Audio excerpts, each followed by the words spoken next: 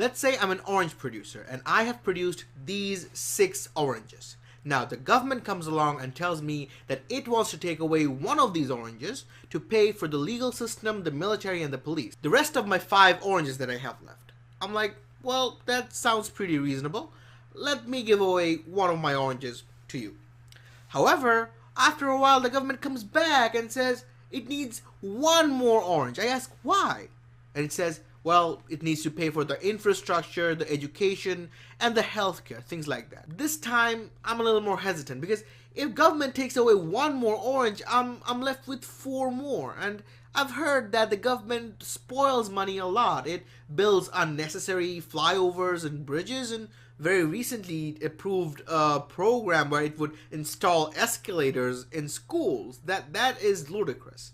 But I guess infrastructure is necessary and schooling and healthcare is also good. And I want to live in a good society. So I agree upon giving up one more orange. Now I'm left with 4 oranges and I think, God, please let me keep these 4 oranges. The government comes back and demands one more orange to pay for the bailout of the banks that have made risky loans and to pay for the government industries that have been incurring massive losses and covering up the deficit that the government has created by spending more than it earns. This time I get a little annoyed.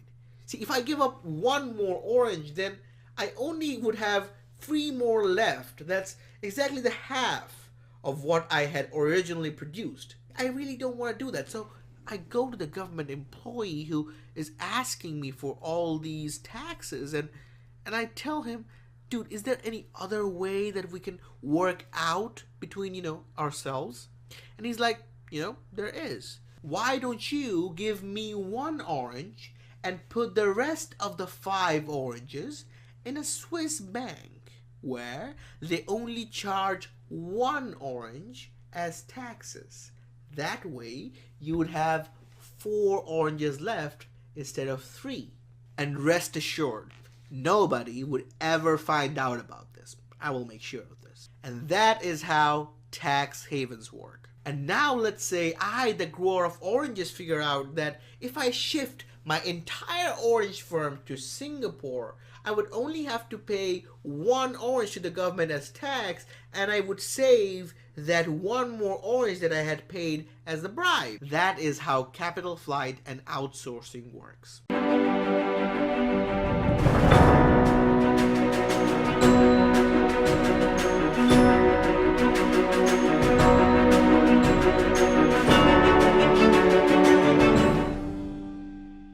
Now, to be fair, we, the developing countries, have benefited from the high taxes imposed in developed countries because it has caused the big brands to shift their production into the subcontinent. Companies like Ford Motors, Cisco, and Microsoft are now outsourcing to this side of the world. On the other hand, clothing brands such as JCPenney, Gap, and H&M are some of Bangladesh garment manufacturers' biggest buyers. But that has been possible because of the extremely cheap labor that we can now provide in our country. But in the future, when the workers continue to struggle for higher wages and benefits, we might no longer have that market niche. In that case, the foreign companies that are now heavily investing in our economy might just shift their production from our country to elsewhere. And the scary part about that is, when that happens, we might not have a strong enough domestic economy to fall back to. In a report published by the World Bank on ease of doing business,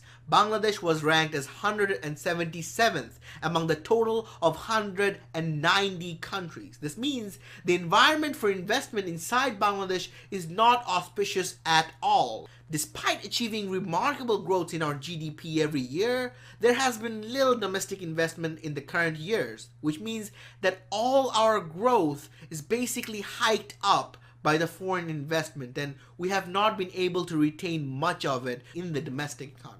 Which means that all the growth that we are seeing in our economy right now might just be caused by the steroid of foreign investment, and as soon as that goes away, we might find that there is no real muscle beneath it that can be used to turn Bangladesh into an economic superpower. One reason we don't have enough domestic investment is high tax rate. Other Asian economic tigers such as Hong Kong or Malaysia have far less rigid tax structures. Compared to the 17% standard corporate tax rate imposed by Singapore, Bangladesh charges a 25% corporate tax rate for listed and a sky-high 35% tax rate for non-listed entities. Which means that me, the non-listed orange producer, would have to give up more than 1/3 of my produce, which is, and the smaller one, this much, and I would only have left this. See?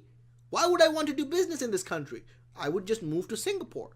Specifically because of these reasons, Bangladesh is now seeing a huge amount of capital flight from this country to countries like Singapore, Malaysia, Thailand, or Switzerland.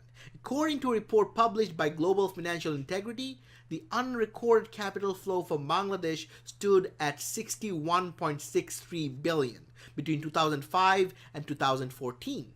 2016's report revealed that there had been a 19% increase in deposits since 2015. The deposit by Bangladeshi citizens to various Swiss banks totaled to 5,566 crore in 2016. This basically means that we are taking in money from one part of the world and giving it away to another part.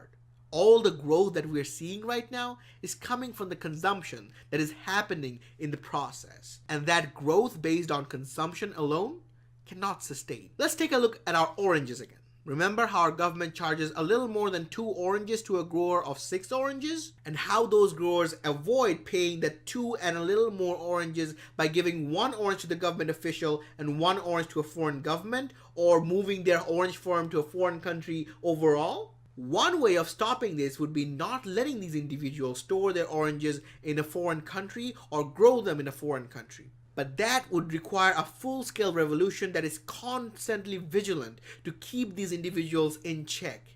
And when these individuals are kept so much in check, they might just give up orange farming altogether. The other way is to stop charging them more than 2 oranges. Just charge them 1, just like Singapore does. But that would mean that the government would earn only 1 orange instead of the original 3. Now, if you think that there's nothing wrong with that, you need to know how much our government spends. It doesn't only spend 3 oranges, it spends 5 oranges in its budget. And these 2 oranges come from foreign aid and foreign loans. This needs to be fixed before anything else can be fixed.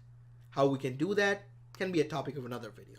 Until then, I'm Anupam Debashis Roy, and this was The Breakdown. I'm gonna eat the oranges now.